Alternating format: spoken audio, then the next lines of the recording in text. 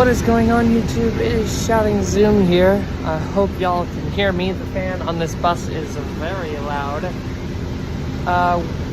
Welcome to day 5 in Portland. Our last full day here in Portland before we head back to Canada tomorrow. We are currently on our way to the other Vancouver, Washington, to check out some of their buses. And then we'll be heading off to the Oregon State Train Museum. So yeah, we have a lot of stuff in store for you guys today, so stay tuned. Hello again, YouTube. We have made it to the other Vancouver and we are about to hop on board their version of the Rapid Bus. So here it is, their version of the Rapid Bus. You tap before you board, by the way. No, you do it right to the bus.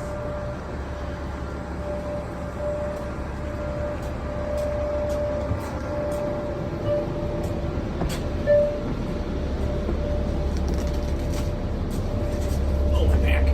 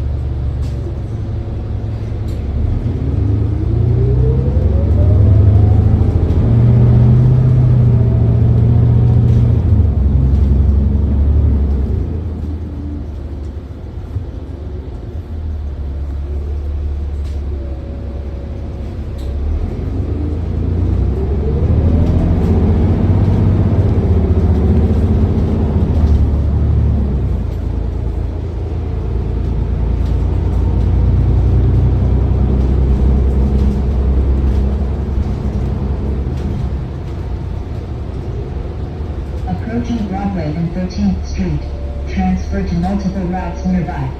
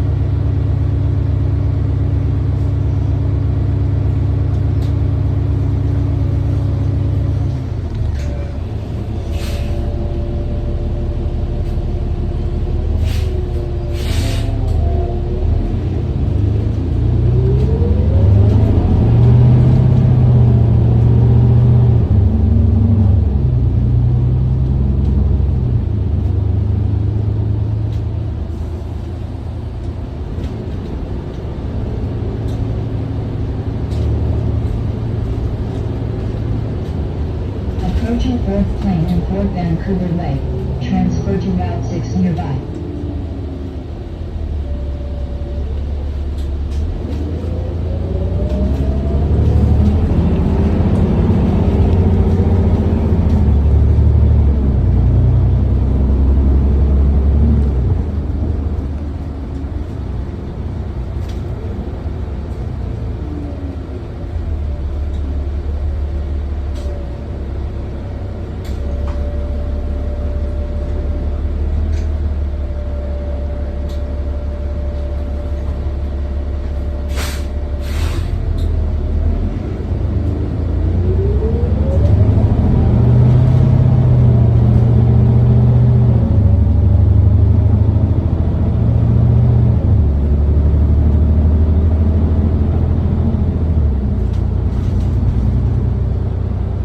Approaching Grand Boulevard.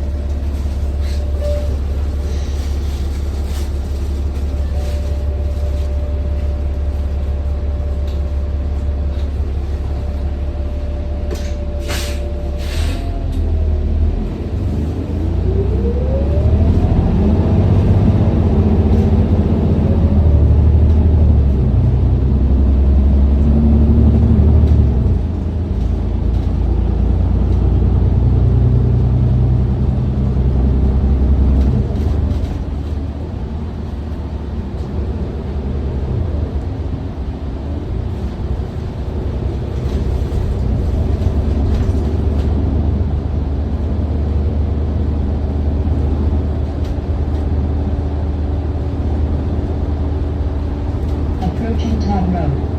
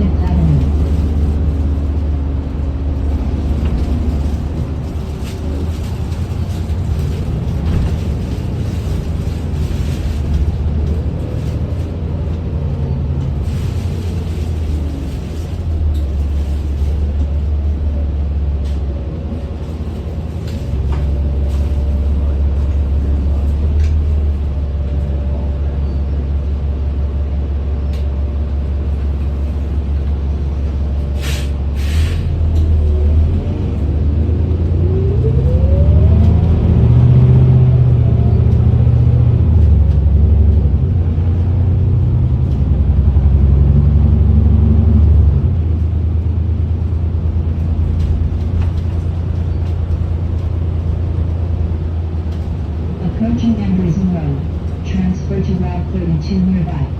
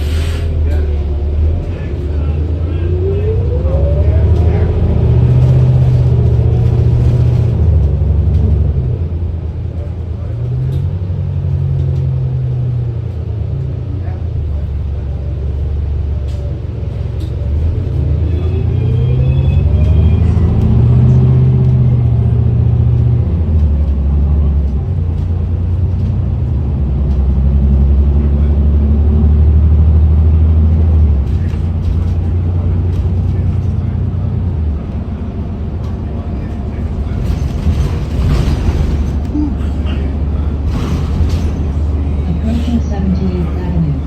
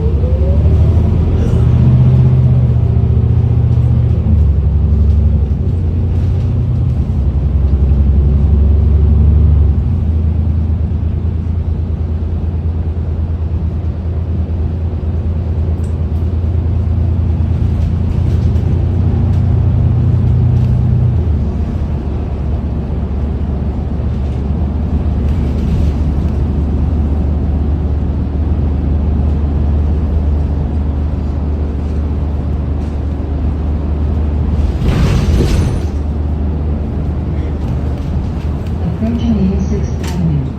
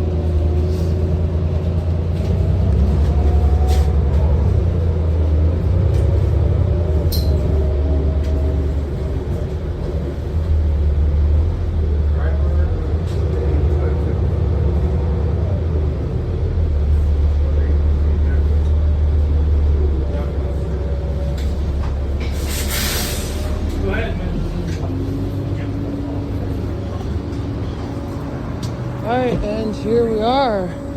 So, several differences between our own rapid bus, including the fact that they don't use the front door, which is very interesting.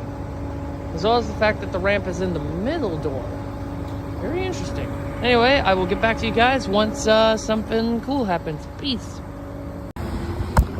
What's going on, YouTube? It is Shining Zoom here again. We have made it to the Oregon Rail Museum. It is right over there. We are now going to find an entrance, and I believe we have already found it. It's over there. So, we're gonna head inside and check this place out. Once I will update you guys once we get inside and pay what is probably going to be a fee. Alright, we have made it inside of the museum, and check it out.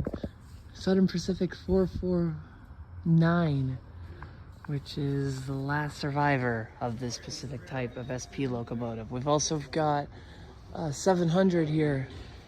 Most of this tour will be pictures. I will do some videos when necessary.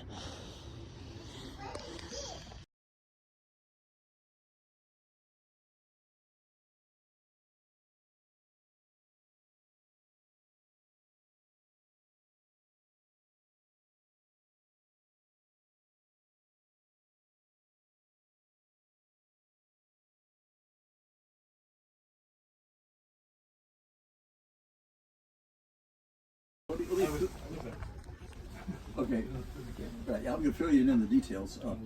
When somebody in the city of Portland was very forward thinking, because as trains were taken off the line, the city kept asking for the railroads for locomotives. They asked Southern Pacific and they got this one. They asked SP&S and they got that one. They asked Union Pacific and they got 197 down there. So 3 of the locomotives in here are owned by the city of Portland. And we're just the caretakers. No money involved, unfortunately, but Yeah, it's a volunteer we operation. care for them and maintain them in operating condition. And everything in here is running or will be running. It's a working engine. Okay, so fast forward 17 years. The city has moved all 3 of these locomotives. You want to come on in? Yeah, if you don't mind. Yep. Am I going to stand back here? Okay, I can stand. I'm on my feet all day. So I'm just saying that the city of Portland owns 3 of these locomotives, and and they put them on display down here by the amusement park.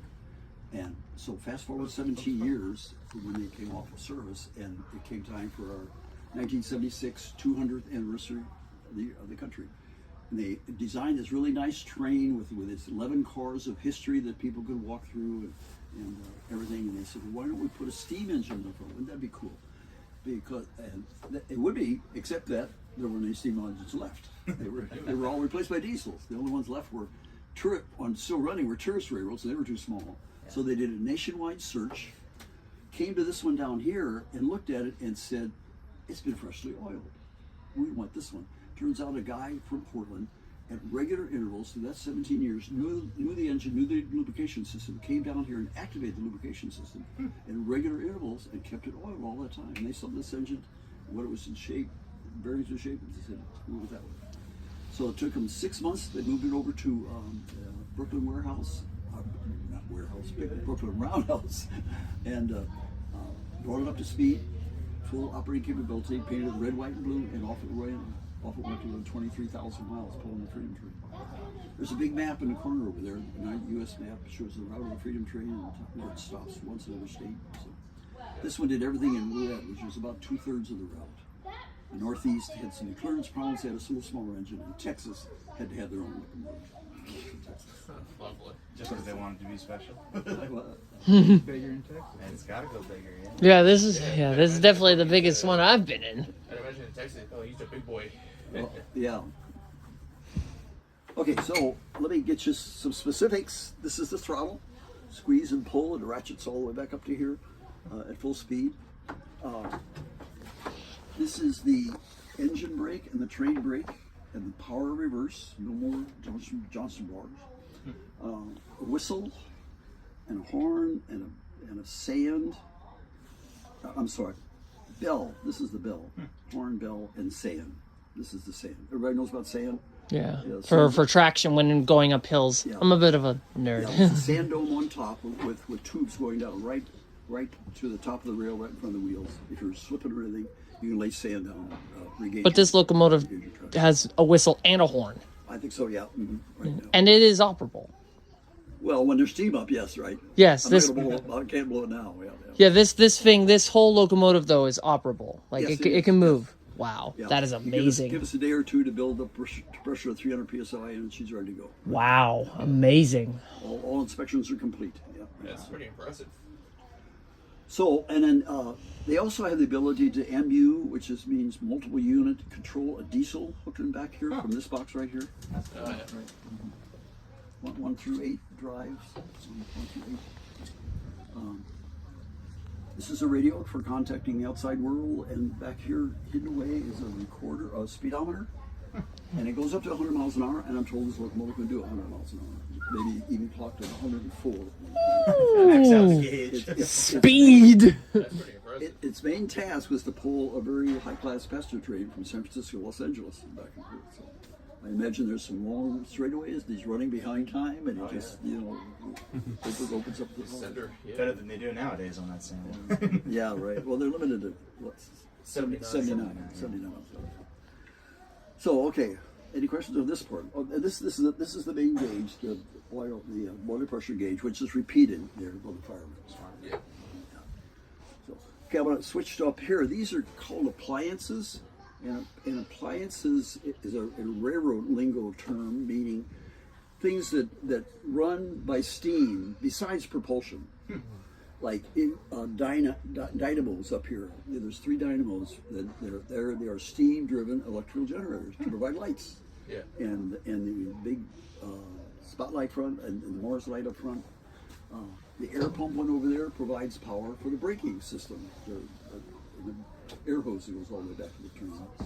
And there's also, of course, a steam-driven water pump to bring water forward, and a steam-driven fuel pump to bring fuel forward. All of these are oil burners, by the way, Yeah. in the building. Yeah, so. Okay, switching to the fireman side of the world over there. Like I said, if this was this coal burner, the fireman would have been expected to move a ton of coal an hour from the tender on the hood in the firebox. So. Yeah, but this is an oil. This is an oil burner, so all he has to do is move this knob. Yep. Oh, yeah. Easiest job. Inject the oil. Well, not the easiest of the world. I'm assuming the one next to us is also oil burn. Everything in here is oil burn. Everything's oil? Yeah, everything's Now that one over there was actually ordered for coal burner, and so they put a coal burning firebox in it, but then they changed their mind. Changed it to oil, so it's an oil burning locomotive with kind of an unusual firebox.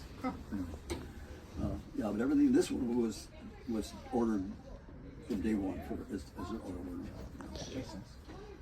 Okay, so the fireman's job is, number one, to keep that needle pointed at 300. That's what the engineer wants to do, what he wants to do. That's how much pressure he needs. So, and not too much above it because the safety will blow, but keep it really close to there. And it's not, I'm told that it's not a set and forget kind of job.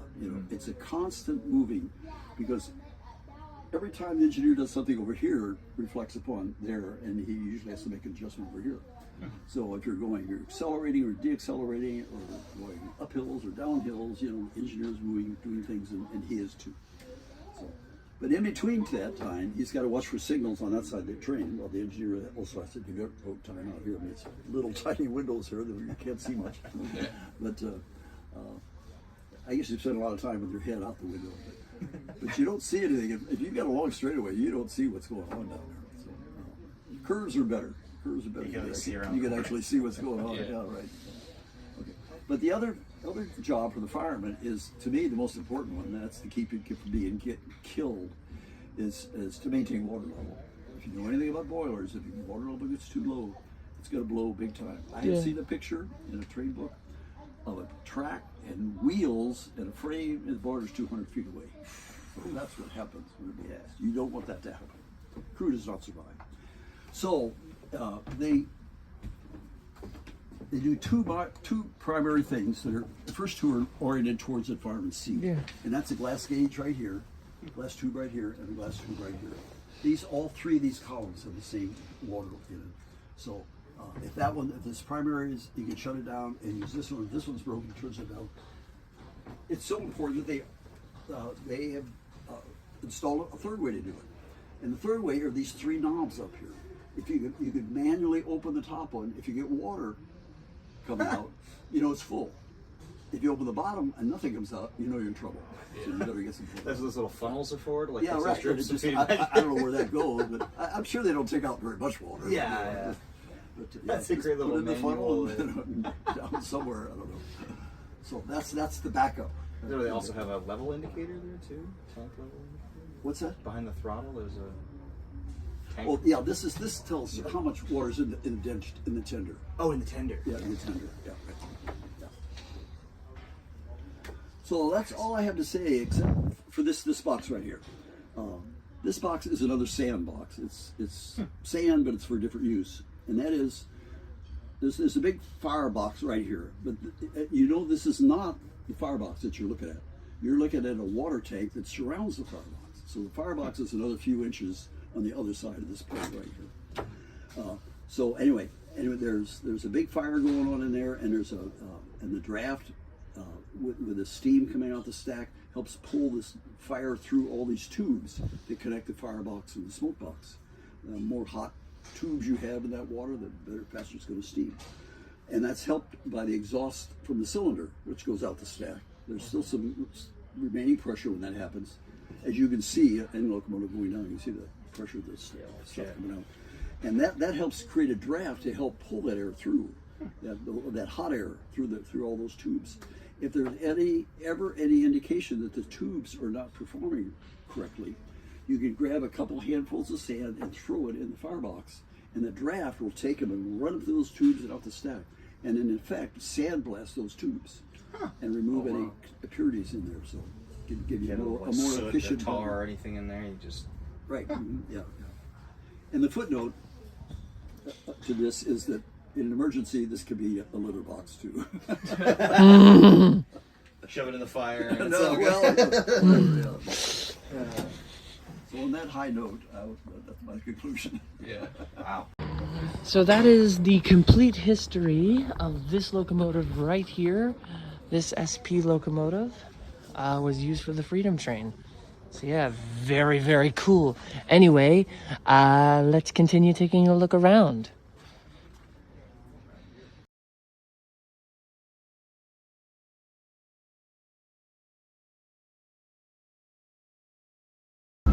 What's up YouTube, it's Shining Zuma here again with another check-in. We just finished up at the Oregon Rail Museum. I hope you guys enjoyed some of the pictures and that very long discussion about the Southern Pacific train in there. Fun fact, that is the again I'll mention that train was the one that pulled the Freedom Train, and it is the last remaining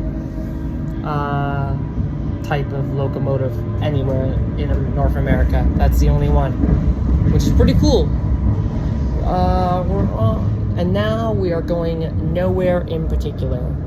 You might see photos of another locomotive. We got some intel that there's one over by Washington Station, which, if you remember that one, it's the deep one. So we're gonna go check that out, and then we'll see what happens. Anyway, peace. Hello YouTube! Surprise thing! Out of the blue, we have decided to go to the Oregon Zoo. So enjoy pictures of animals now.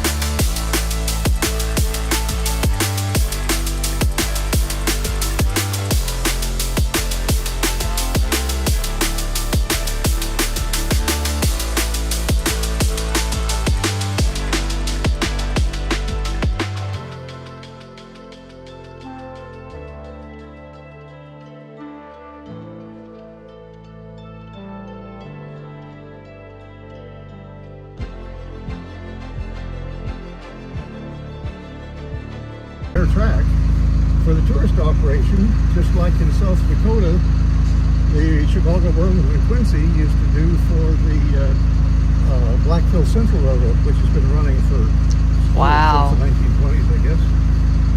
And in the Straits part, a lot of the cars they're running, 8 of them anyway, are ones that I hauled in the passenger train of the tourist operation out here that ran from 64 to 69.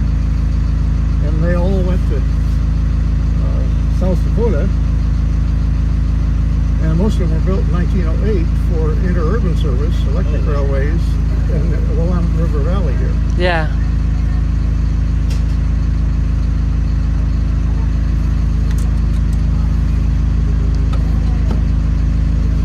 I think we're about ready to blast off here. Now don't get scared by this tremendous speed. Can you walk slow enough?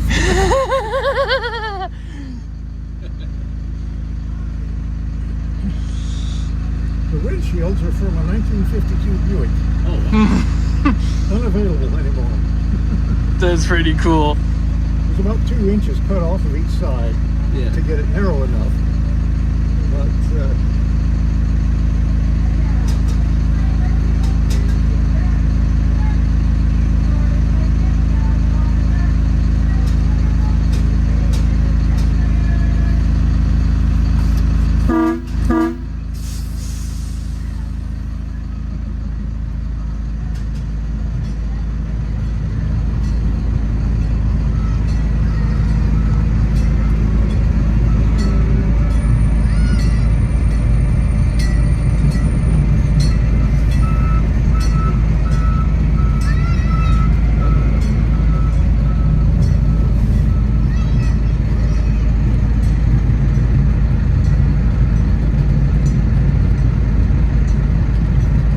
So this is the power handle? that's over here. Well, that's the power handle. This is the brake. That's the brake. These were built, the railroad here was built with railroad style brakes, a single airline. Yeah? And after a runaway down the hill with a work train 40 years ago or more, they changed it over to a truck style. So you had a continuous supply of air, Yeah. which you don't on the railroad.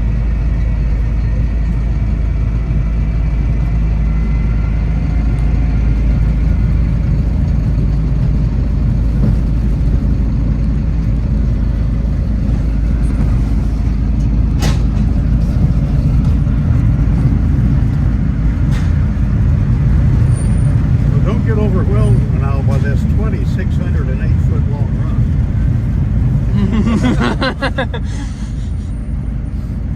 Compared to the 4.5 miles it was for a half century.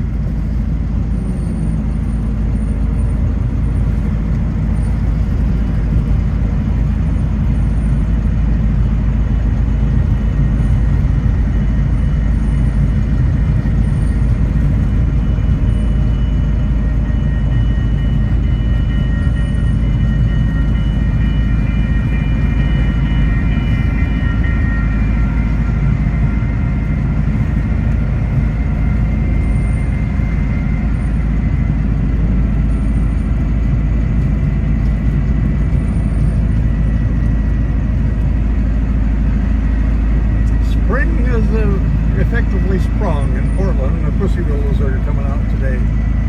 Nice. All the fuzzy tufts.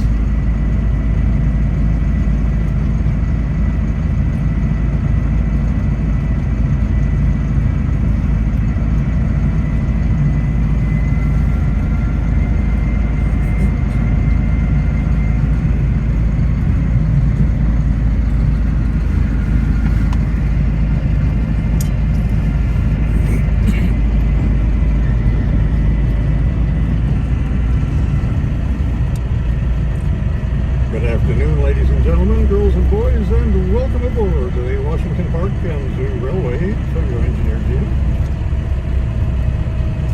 As we begin a clockwise circle there toward the trestle, you'll notice a track diverging to the left side. It passes out through the gate and heads down the hill, paralleling US Highway 26, on the way to the International Rose Test Garden near downtown Portland. Along the way, the track crosses over the top of TriMet Light Rail's Robertson Tunnel 3 times. Unfortunately, that is but a remembrance of our history. For over 50 years, it was part of our 4.5 mile, 33-minute long ride. Unfortunately, we lost access to that 11 years and 5 months ago.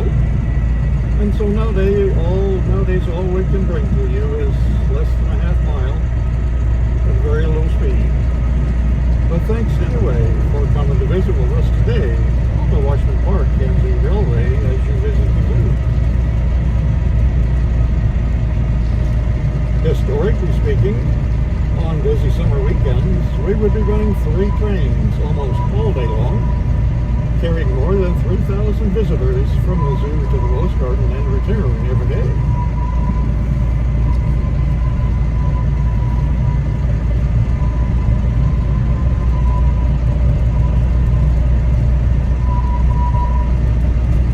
All these circles are just Christmas lights. Yeah, the Christmas lights, yeah. Put up.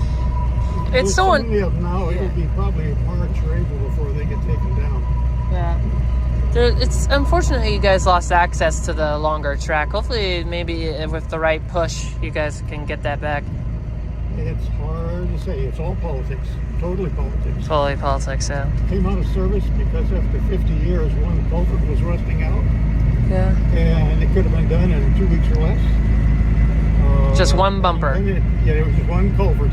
One culvert. And it turned political, and it's been that way ever since. Wow. That's just sad. It sure is.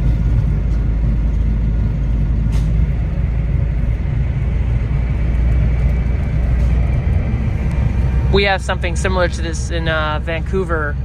Vancouver Zoo. It's more. It's not. We have something similar to this. It's not as goated like this. It's just basically. It looks like a steam train, but it's really have a diesel engine in it. It wraps around the whole zoo. Well, you probably rode the. I don't know if I can pull it out of my head. 2816 from the British Columbia Railway, the steamer. It's a very small one. It's the same size of this. Oh no, I'm thinking of full size. Full size? I've never been on a full size steam train. Oh. I've never been on a full size steam train. That's on my to-do list. Well, this ran for years out of North Van up to Bomish, I think. Wow, yeah. I believe it was. And for the tourist railroad that I worked on in the 60s for Spokane Port and Seattle Railway, it never paid enough to pay its way. The wages or the income wasn't enough. So we run tours all over the country, or all over the Pacific Northwest, to increase the income. Wow. And several years we went up to Vancouver and rode up across along the Fraser River, and then crossed up and went up top. Yeah. I forget how far we went.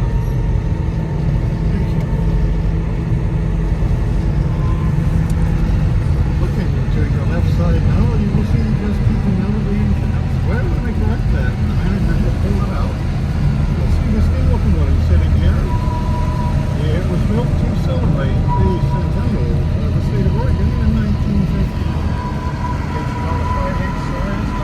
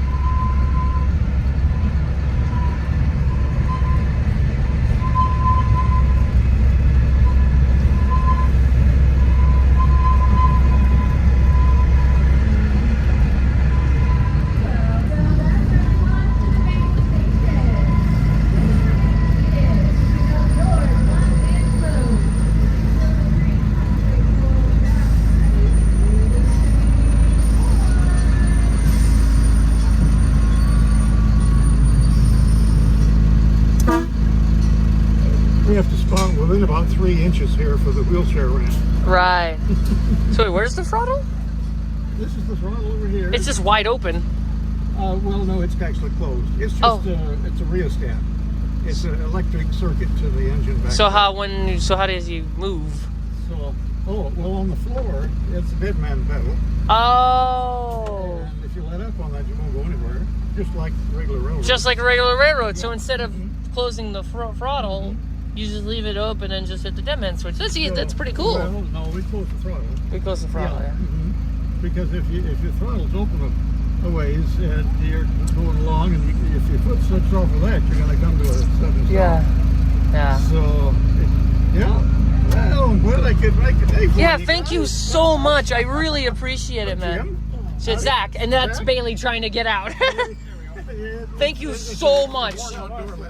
I very, very much appreciate this. Thank you. Make sure I didn't leave anything. Oh my.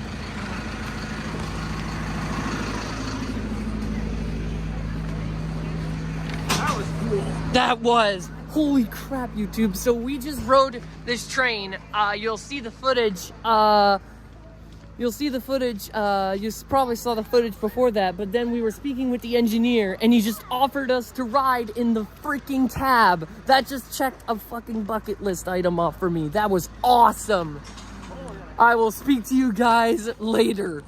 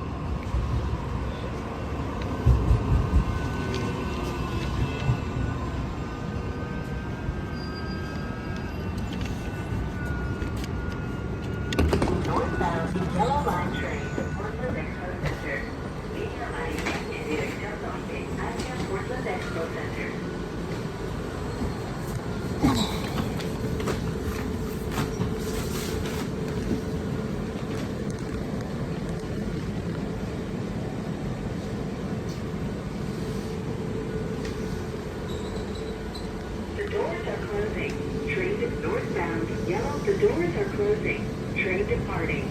Please hold on.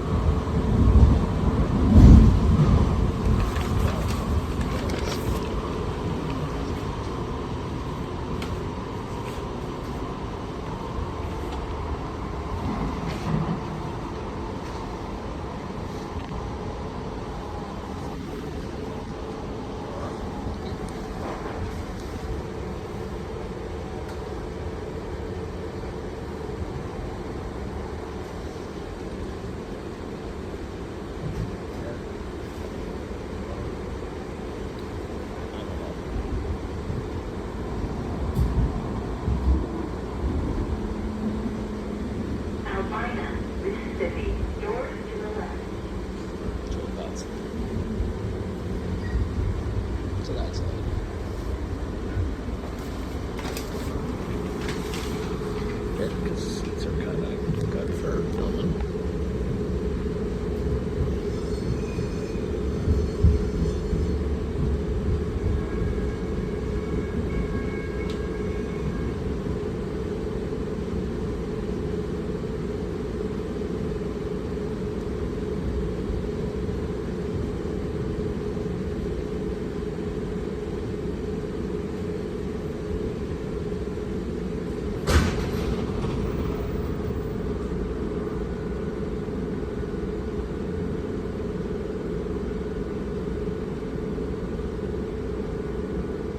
The doors are closing.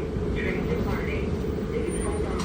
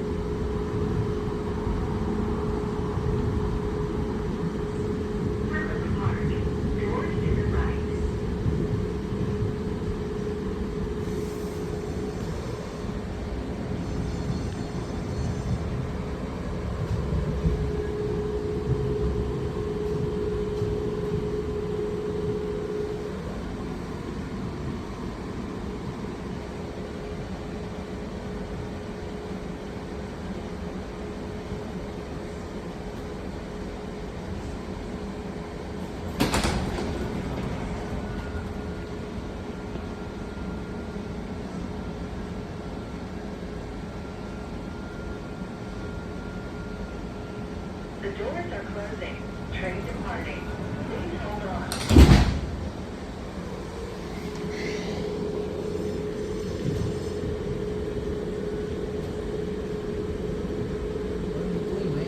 Hmm? Oh, I'm just filming the tram.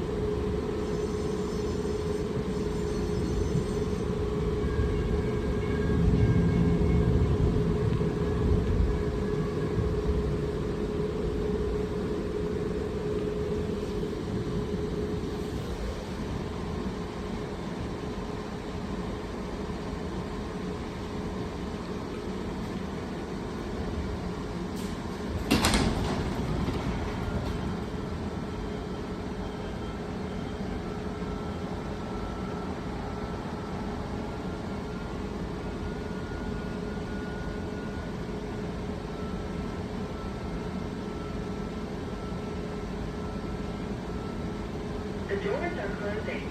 Train departing. Please hold on.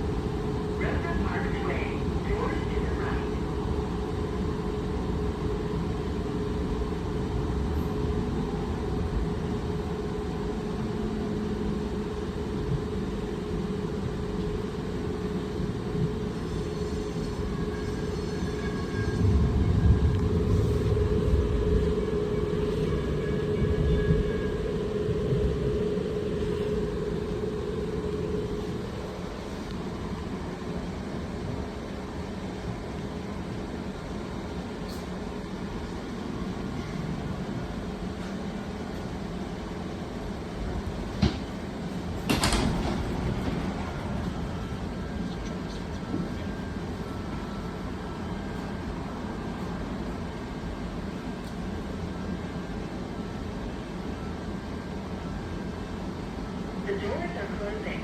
Train departing. Please hold on.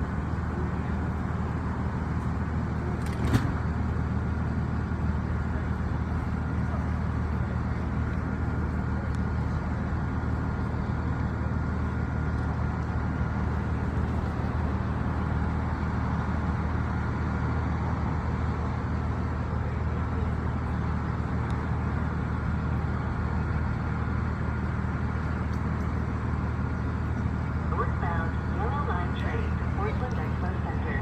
Línea amarilla en dirección norte hacia Portland Expo Center.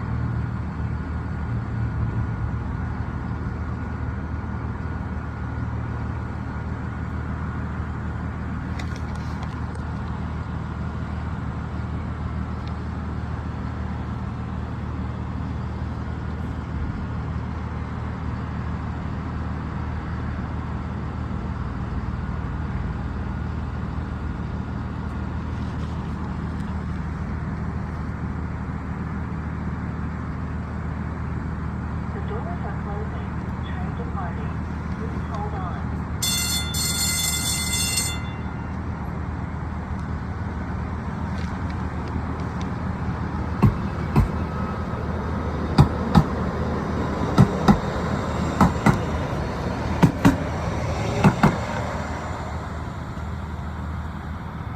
Alright, YouTube, we have made it back to the hotel after a very long day. And day 5, this was our final full day here in Portland. Tomorrow we go home, back to Canada. Our train leaves tomorrow at 2 o'clock.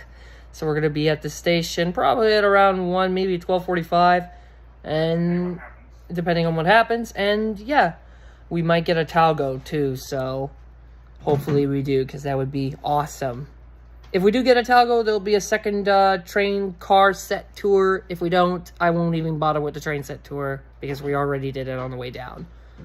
So, yeah. This has been an amazing series, and there's more on the way. I can guarantee that there's something else cooking, but I'm not going to announce it just yet. Anyway, I will see y'all tomorrow for the return. Peace.